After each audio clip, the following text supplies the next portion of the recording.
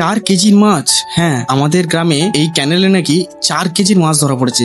আর আমরা এই গ্রামের ছেলে হয়েও এতদিন কিছুই জানতাম না। তাই আজকে আমি আর আমার 2 ছোট ভাই মিলে চলে গেলাম এই ক্যানেলের কাছে। এটা দেখতে সত্যি কি এত বড় মাছ পাওয়া যাচ্ছে নাকি শুধু গল্প। ওখানে গিয়ে ফার্স্ট দেখলাম চারিদিকে প্রচুর লোক। ক্যানেলের ধার বরাবর যেদিকেই তাকাচ্ছি সবাই দেখছি ছিপ নিয়ে মাছ ধরছে। আর শুধু আমাদের গ্রাম না, দূর দূরান্ত থেকে সোনামুখী, পাত্রসায়ের, ইভেন কি আমাদের পার্শ্ববর্তী গ্রাম মানুষমারি, আরো বিভিন্ন জায়গা থেকে এখানে লোক এসছেন মাছ ধরতে।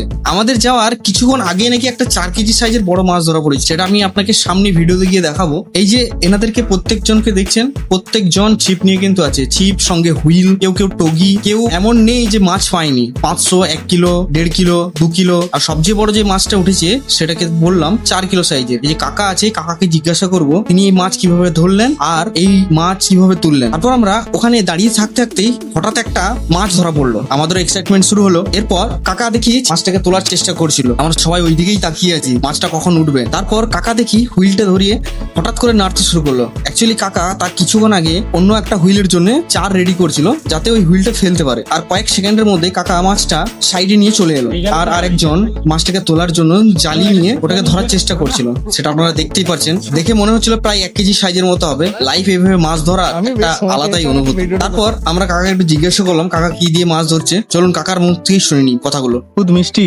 বাপরে মধু।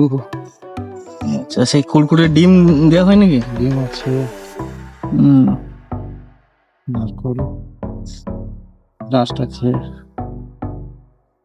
আচ্ছা, শুনলেন তো। এবারে আমরা এটা বুঝলাম যে কেউ কিন্তু এক ধরনের টোপ দিয়ে মাছ ধরছে না। এর আগেও অনেকজনকে জিজ্ঞাসা করেছি, তারা বলছে আটা দিয়ে, কেউ বলছে পোকা ব্যবহার করছে, কেউ নিজের মতো করে।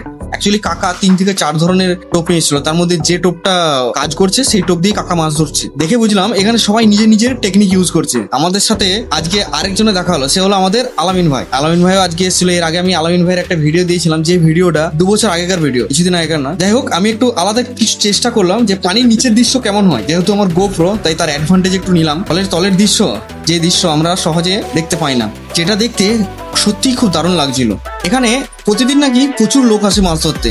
একটা আলাদাই এক্সাইটমেন্ট কাজ করে জায়গাটা। সবাই শুধু অপেক্ষা করে কখন একটা বড় মাছ ধরা পড়বে। সত্যি বলতে আজকের এক্সপিরিয়েন্সটাও আমার একদম আলাদা ছিল। তোমাদের এলাকাতে কি এমন কোনো জায়গা আছে? কমেন্টে কিন্তু অবশ্যই জানাবে। যদি জায়গা থেকে থাকে আমি অবশ্যই যাব সেখানে ভিডিও বা ব্লগ করার জন্য।